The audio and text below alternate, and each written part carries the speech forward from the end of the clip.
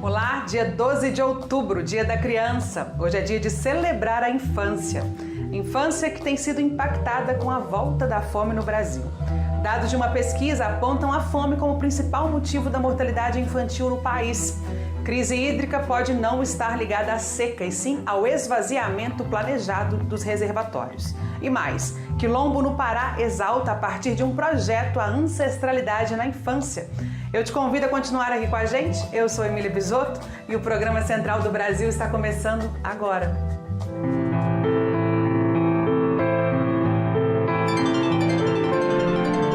Central do Brasil.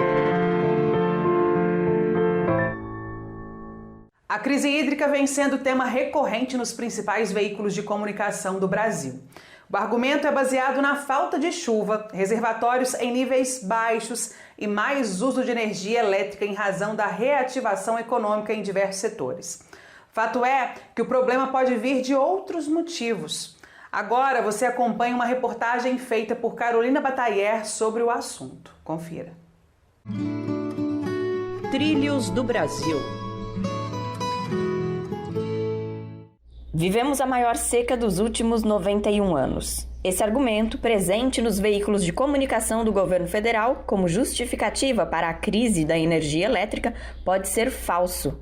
Pesquisadores apontam que a crise no setor elétrico pode ser resultado de ações planejadas de esvaziamento dos reservatórios, como denuncia Gilberto Servinski, integrante da Coordenação Nacional do MAB, o Movimento dos Atingidos por Barragens. O que aconteceu de fato foi uma estratégia de operação e uso das hidrelétricas, que aí, de fato, uma estratégia ela é parte de um plano de uso das hidrelétricas que levou e conduziu ao esvaziamento dos reservatórios com o evidente interesse de fazer aumentar as tarifas e aumentar a lucratividade dos empresários do setor elétrico. A afirmação de que vivemos a maior seca dos últimos 91 anos tem como base os dados da bacia do Rio Paraná, que, no entanto, acumula somente 14% da água das bacias brasileiras, como explica o estatístico Vicente Andreu. Essa informação de maior seca no Brasil, ela só existe nos relatórios do ONS. Ela não está nos institutos climáticos e agora, recentemente, a Agência Nacional de Águas, no dia 13, fez uma reunião onde mostrou lá a situação das diversas bacias hidrográficas brasileiras, e nesses dados está lá claramente que não é o pior do histórico na maioria das bacias do Brasil.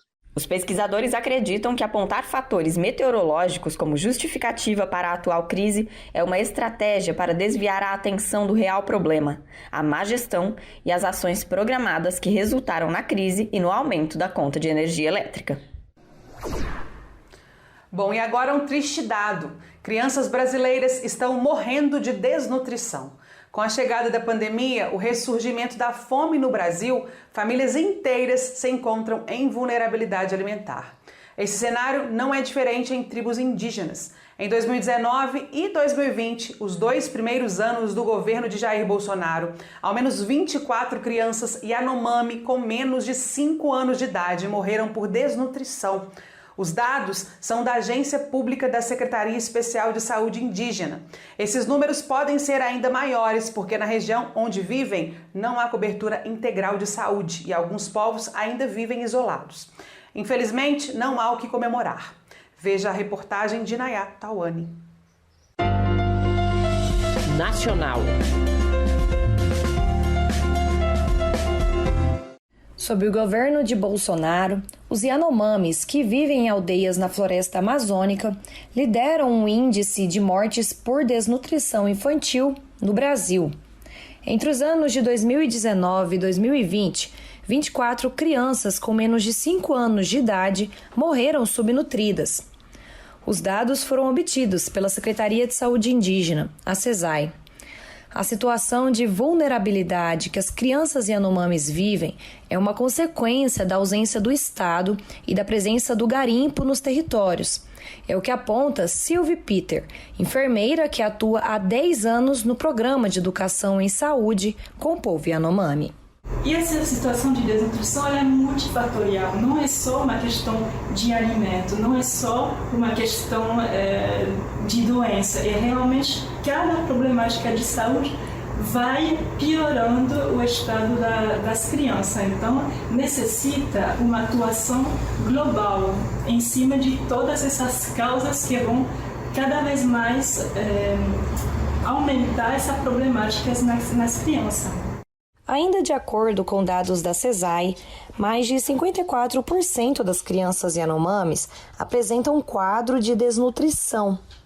As denúncias dos moradores das aldeias são de que os postos de saúde são precários e faltam profissionais para atenderem as crianças, que enfrentam quadros de diarreia ou de outras doenças, que são contraídas pela falta de saneamento e escassez de alimentos tradicionais nos territórios, como afirma Júnia Recurari Yanomami, presidente do Conselho Distrital de Saúde Indígena, a Condice. A desnutrição aumentou muito desde 2019 e até agora, por causa de motivo de entrada dos garimpeiros na terra indígena Yanomami, e o governo federal não tem um plano para combater a desnutrição na terra indígena Yanomami. Entre 2006 e 2015, mais de 5,2 milhões de crianças morreram no Brasil antes mesmo de completarem 5 anos de idade. Esse número poderia ser maior se não houvessem programas sociais que contribuíssem para a distribuição de renda básica para famílias pobres, como, por exemplo, o programa Bolsa Família, que contribuiu para reduzir em 16% a mortalidade nessa faixa etária. Esses dados fazem parte de um estudo do Centro de Integração de Dados e Conhecimento para a Saúde, realizado pela pesquisadora Dandara Ramos. Afonso Bezerra conversa agora com a pesquisadora sobre os dados levantados e a conclusão dessa pesquisa. Entrevista Central. Olá, a entrevista central de hoje recebe a pesquisadora Dandara Ramos, do SIDAX Fiocruz Bahia. Ela é coordenadora de um estudo que analisou os efeitos positivos de programas como o Bolsa Família na redução da mortalidade infantil. Bem-vinda, Dandara. Um prazer estar aqui. Obrigada pelo convite. Dandara, com base nos resultados do estudo que você coordenou, qual era a relevância de programas sociais, em especial o Bolsa Família, na redução da mortalidade infantil? Sim, essa relação entre pobreza e saúde é algo que a saúde pública já vem se debruçando há muito tempo, né? Então, a gente tanto estuda o efeito da pobreza na saúde, como quais são as possíveis formas de combater esse impacto, né? Formas de aliviar essa desigualdade. Então, os programas de transferência de renda, em especial os programas de transferência condicionada de renda, eles já têm aí na literatura científica um longo percurso de evidências mostrando que são capazes de reduzir a mortalidade, né? Você transfere uma quantia de renda, na maioria dos casos uma quantia pequena de renda para mulheres, chefes de família, e esse dinheiro, a parte material, ela é muito eficaz, obviamente, em ampliar o acesso dessa família a uma cesta de alimentos suficiente, ao acesso a medicamentos, a transporte, né? Toda a relação que a gente sabe entre dinheiro e condições de vida, mas a parte condicionada da transferência em especial, ela faz esse motor de aproximação, né, que é trazer essas famílias mais próximas, mais pobres, para mais junto dos serviços de saúde. Com base também nos dados da sua pesquisa lá, quem são e qual é a condição social dessas crianças que foram atendidas pelo programa Bolsa Família e observadas pela pesquisa? A nossa pesquisa ela se baseia no cadastro único, né, que está incorporado hoje ao grande projeto desenvolvido aqui pelo SIDAX, chamado Coorte de 100 milhões de brasileiros. E nessa coorte o que a gente faz é conectar a base de dados do cadastro único para programas sociais, onde estão todas as famílias pobres, né, famílias com até meio salário, renda per capita até meio salário mínimo, 3 salários mínimos totais na família. Então, são as famílias mais pobres do Brasil e a gente consegue conectar com base de dados de saúde, por exemplo. Então, a gente sabe se uma pessoa, vamos supor, o Francisco de Oliveira, que entrou no cadastro único em 2005, se ele foi hospitalizado por tuberculose em 2010. Então, a gente consegue conectar essas informações. Então, as famílias que a gente estudou são as famílias que estavam no cadastro único, né, tinham crianças menores de 5 anos e eram elegíveis a receber o programa Bolsa Família. Quais são os efeitos do impacto da pobreza no desenvolvimento de uma criança? São inúmeros, né? Tanto no desenvolvimento psicológico, no desenvolvimento mental, no desenvolvimento físico, social, educacional. A gente sabe que a pobreza ela tem um peso enorme, né, no desenvolvimento físico, por conta do acesso a medicamentos, do acesso à alimentação, né? Então, uma criança mais pobre, muito provavelmente, justamente nessa janela de desenvolvimento tão sensível, que são os primeiros anos de vida, os primeiros meses e os primeiros anos, a gente fala aí dessa período sensível, que são os primeiros 5 anos da vida, né? Não ter acesso a uma alimentação de qualidade nesse período, não ter acesso à medicação, à imunização nesse período formativo do desenvolvimento humano é algo crucial, é algo muito crítico, né? Então, tanto as doenças infecciosas, que foram a grande causa de mortalidade infantil no Brasil nos anos 90, até início dos anos 2000, como as doenças diarreicas, as doenças pulmonares, né, as infecções pulmonares, todas essas doenças podem ser prevenidas por melhorias na condição de vida. Até um passado não muito distante, o número de mortalidade infantil era muito alto. Quais eram as causas e o que mudou com a presença desses programas sociais?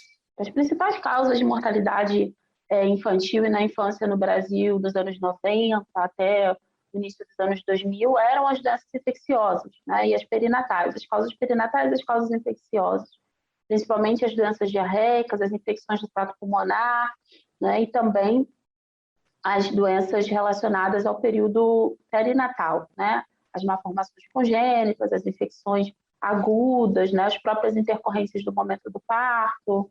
Então, essas eram as causas mais presentes, né? E as causas infecciosas, as doenças relacionadas às doenças infecciosas, têm uma fortíssima relação com as condições de vida, com as condições socioeconômicas. É acesso à água tratada, acesso a saneamento básico, acesso à medicação, proximidade dos serviços de saúde, né? Então, as grandes políticas sociais foram sendo desenvolvidas nesse período para atingir os objetivos de desenvolvimento do milênio, né? Que uma das grandes objetivos era justamente a redução da mortalidade infantil. Qual a importância de manter esses programas sociais e políticas públicas voltadas para atenuar os impactos da pobreza nas crianças? É importantíssimo, é indispensável, principalmente a gente falando do Brasil pós-pandemia, né? A gente sabe que a pobreza, a insegurança alimentar se agravou de forma muito crítica, né? Então, famílias que já eram pobres, que já estavam em situação de pobreza, após esse período da pandemia, precisam ainda mais de uma atenção e de um cuidado por parte, né, das políticas federais, das políticas estaduais e municipais, em todos os níveis. Agora vamos de informação boa. A parada cultural de hoje vem lá do Quilombo Oxalá de Jacundaí, que fica no município de Moju, no Pará. Uma iniciativa coletiva que busca fortalecer identidades ancestrais e territoriais por meio da educação, da arte e da cultura. O projeto, intitulado Perpetuar, é inspirado em Oswaldina Valadares, Dona Perpétua, mulher quilombola, agricultora e contadora de histórias, que foi griot do Quilombo de Jacundaí. Um projeto criado para cuidar e potencializar a infância quilombola. Samile Valadares nos conta mais. Parada Cultural.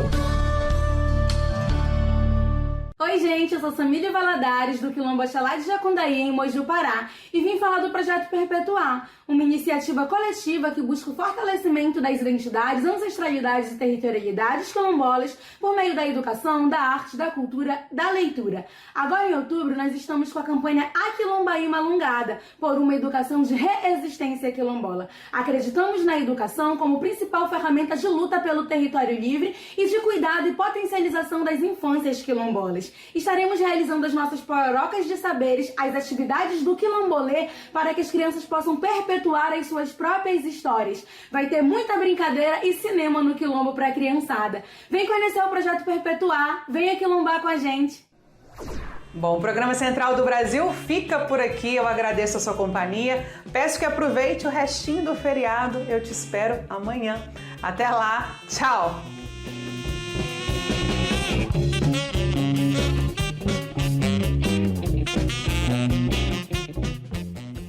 Central do Brasil, a rede de comunicação dos movimentos populares.